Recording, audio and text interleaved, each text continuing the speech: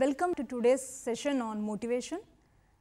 I think all of you are familiar, this is one of the important aspects of behavior of the human beings, but I always doubt whether it is a cognitive component or affective component or behavioral component. What do you say? Is it a cognitive component? Is it an affective component or is it an behavioral component? What is your opinion? Yes, intrinsic motivation is a cognitive component because it generates from within. Can you give me an example for intrinsic motivation? Being a topper in school, feeling that I am. You are right. Yes. Let us examine what is this motivation, what are the different types of motivation, why some individuals differ in the motivation, why some individuals lack motivation. Definitely human beings have the individual differences and this motivation aspect is not an exception.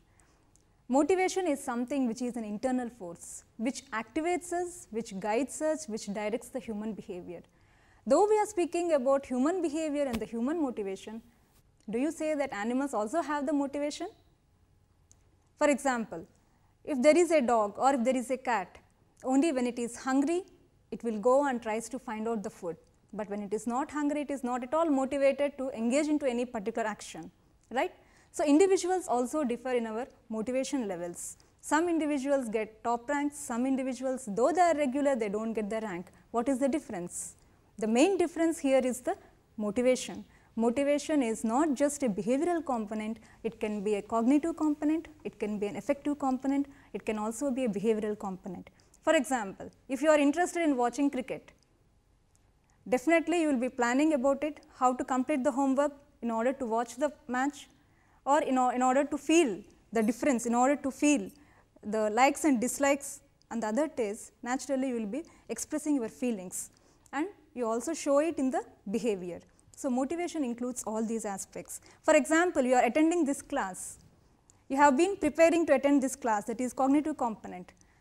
Wantedly, very happily you are trying to listen, that is a feeling, and you are seriously trying to take down the points, that is a behavioral component.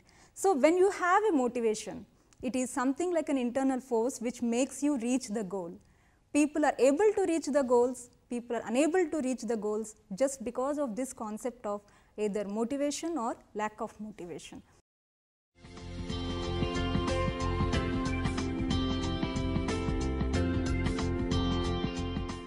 So, let us see how this motivation occurs. Do you think that occurs from the external environment or does it occur from the internal environment? What do you say? For example, our friend said intrinsic motivation. What is this intrinsic motivation? Only always within us? Suppose if I say I will give you an award or I will give you a reward if you do well in the class, what is that you do? Definitely you are motivated by the reward that I am giving. So, sometimes external forces interact, sometimes individual forces or internal forces also interact. So, there is one simple concept. Motivation varies in the intensity, motivation varies in the direction. And how this motivation starts, what is the basic component, how this motivation comes from? There should be a need, we should feel the need. For example, I am feeling thirsty, so I will take the water. If I am not feeling thirsty, the glass of water will remain here, but I am not at all motivated to look at this. So, there should be a need to excel in the studies or need to eat, need to have some water. So, any action occurs only when there is a need. So, once you feel the need, what is the next component? The drive within us, the internal force within us helps us or impels us to go and engage in the action. Do you read every day? Do you read every day? Definitely not. But suppose if I say tomorrow or day after tomorrow there is an exam, what is motivating you? What is driving you? There is a force, there is a situation, there is a need to excel in the exam, the marks will be allotted. So, once there is a need, once you feel the need, the drive impels you to engage into the action. Once you are driven by the force, once you get the thought, if I do not get the marks or if I do not do well, what will happen? The consequence makes you think of it and then you engage in the action. Every day you are not reading, but probably these 2-3 days you will be reading early in the morning, late in the night. So, you are engaging into the action, right. So, once you engage in the action, one fine day you will get the results.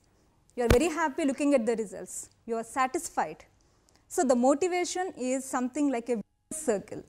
There will be a need, That need makes you, or that need drives you to engage into the action. Once you engage into the action, that results into the satisfaction. But do you think that the motivation stops there? If your motivation stops there, what happens? You might have stopped at LKG or 5th class or 10th class. But why did you reach here? Because of the motivation to excel.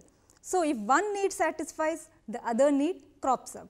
The economist says man is a bundle of human wants, but a psychologist says man is a bundle of human motives. If one motive satisfies, the another motive crops up. So, this is called as the motivation cycle. Can you give me any example like how you felt one motivation or one motive has been successful, one motive has been satisfied, and then you have been focusing on the other? Actually, when I was in school, I was willing to take a bicycle, and that was my motivation. After that need was satisfied, I was willing to take a bike. After bike, maybe I'm thinking about car or four-wheeler like that. So, this is one example how the standard of living of an individual increases, because we are not satisfied with just one motive. If one motive is satisfied, we are thinking of the other motives. Naturally, when these motives are towards the positive side, naturally there will be a standard of living, there will be an effective way of life. Okay?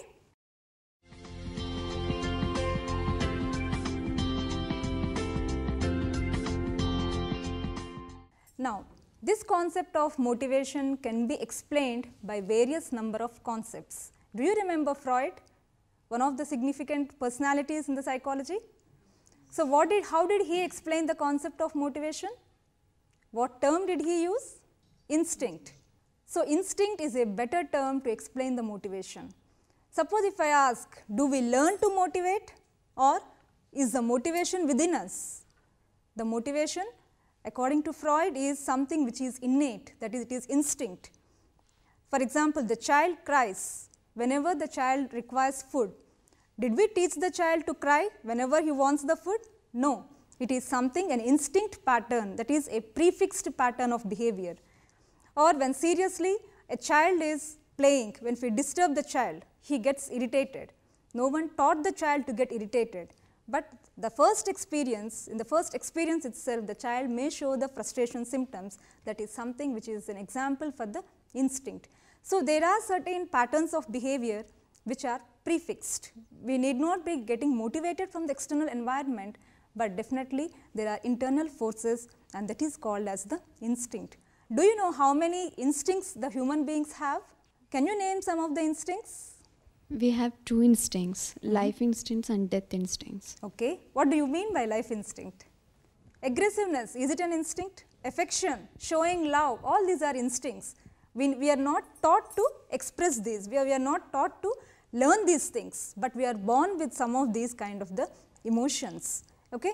So, these are called as prefixed patterns of behavior, and the first person, McDougall, he said there are 18 instincts in the human beings. How many? 18. But later on, Bernard, he claimed that there are around 5,000 instincts in the human beings, not just 18. Probably you can understand by this exclamation that human behavior is not so easy to understand, not so easy to predict. It is a very complex behavior, because there are the instincts itself speak how complex it is, right?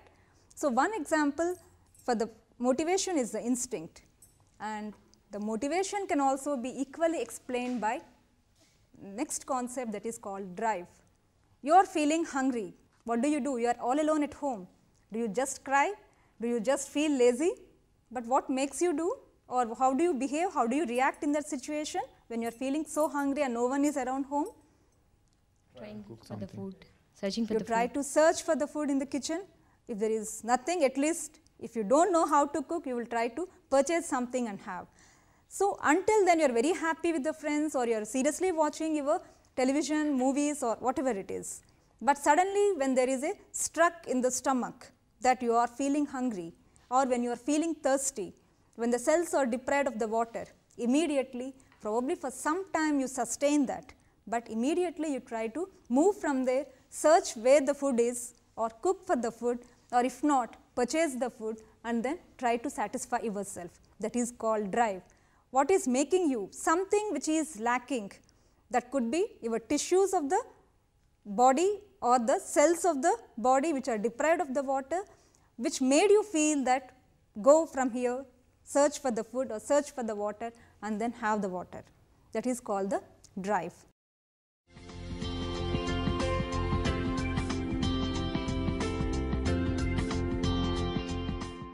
Okay. And the moment you feel that the behavior or you get the satisfaction by engaging in this behavior, you try to repeat that behavior. Whenever you are feeling hungry, whenever there is no one at home, you try to repeat that behavior. Okay? Now, there are two types of drives, primary drives, secondary drives. You know what is the difference between primary drives and secondary drives? Maybe the primary drive is intrinsic, which makes us to reach to perform an action, and the secondary drive is the steps we take to reach that. For example, you are feeling very hungry, you want to eat immediately. I will give you a 100 rupee note, I say eat. Will you do, can that 100 rupee note satisfy your hunger?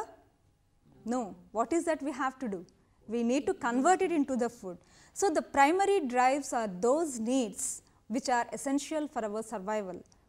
If we have to survive, we need to have the food, we need to have the water.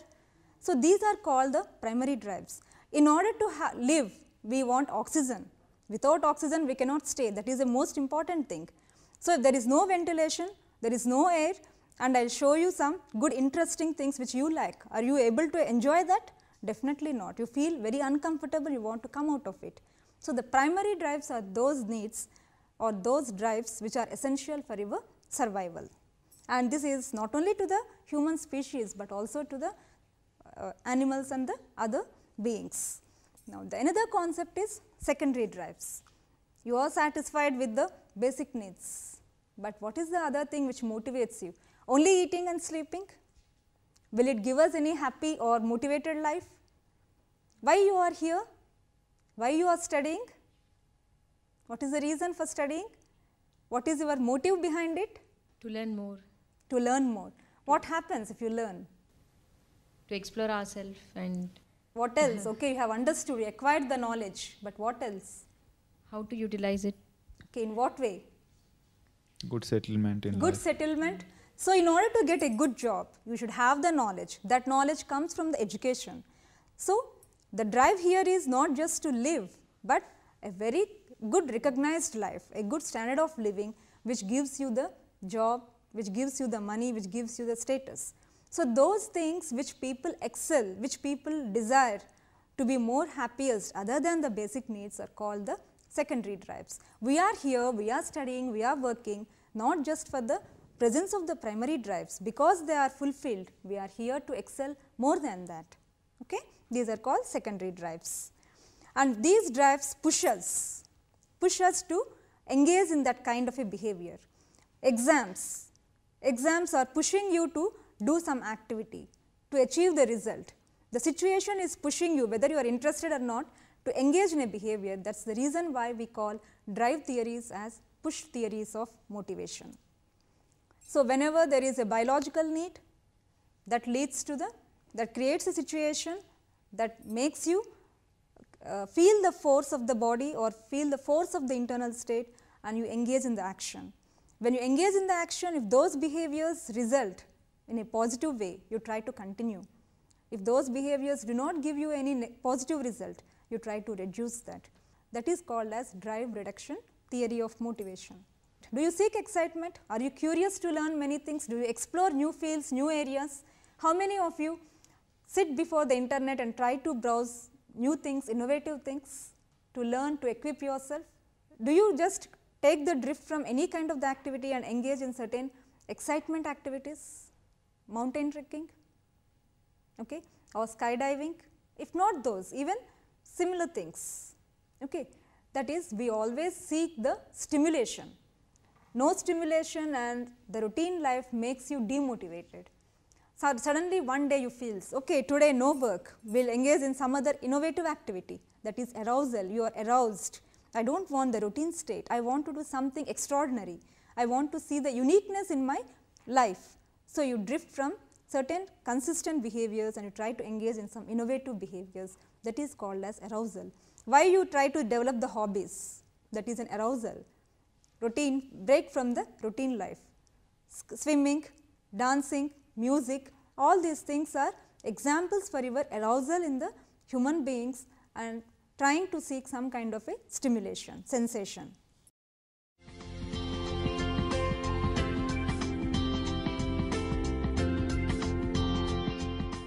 Finally, motivation can also be explained by the concept of homeostasis. What is homeostasis? Something related to medical concept. Why we are studying here in the psychology? Are you balanced always? Sometimes we drift, we try to oscillate between the balance and imbalance. So, sometimes highly motivated, sometimes highly demotivated. As how our body temperature regulates, and what happens when there is a irregularity in the temperature, the body mechanism, it tries to control, it tries to restore the balance. Similarly, the mental state, sometimes we are the top of the world, sometimes we are down to the earth. So, what is the reason? Okay. So, we have to bring down the balance between our mental states, and that is explained by the concept of homeostasis. Next concept, incentive. What is incentive? What is incentive? A kind of reward. A kind of a reward. So, what reward you expect by engaging in or by attending the classes? Is there any incentive? Will be knowing the subject better. You will be knowing the subject better. Okay. We can get good marks in exams. Okay. So, were you promised any time, like if you get good marks, you will get this kind of a vehicle or some kind of a reward in the terms of a kind or cash? So, that motivates you. Probably as a child, parents might have motivated you by saying, if you get this much percentage, definitely I am going to buy what you want. That is an incentive. Can we say that incentives motivate us always? Incentives, can they motivate us always? It can also demotivate us not to do a bad thing. Like demotivating, okay, right? Okay.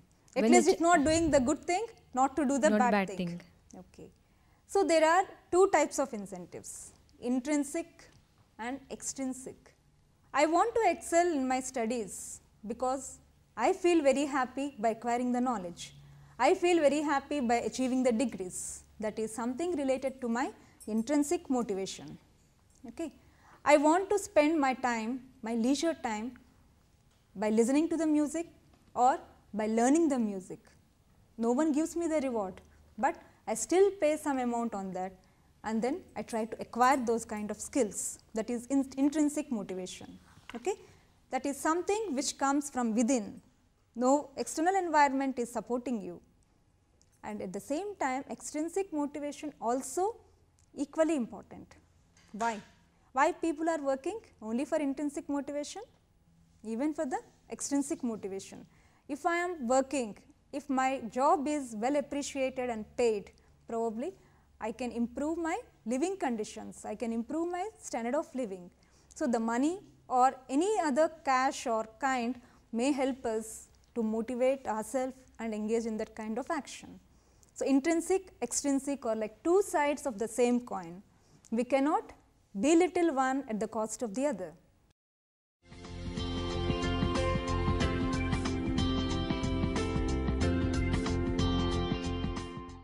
Shall we go to the next concept, one of the important concepts which has been well recognized all over the world, that is need for achievement motivation. How many of you are high on need for achievement motivation?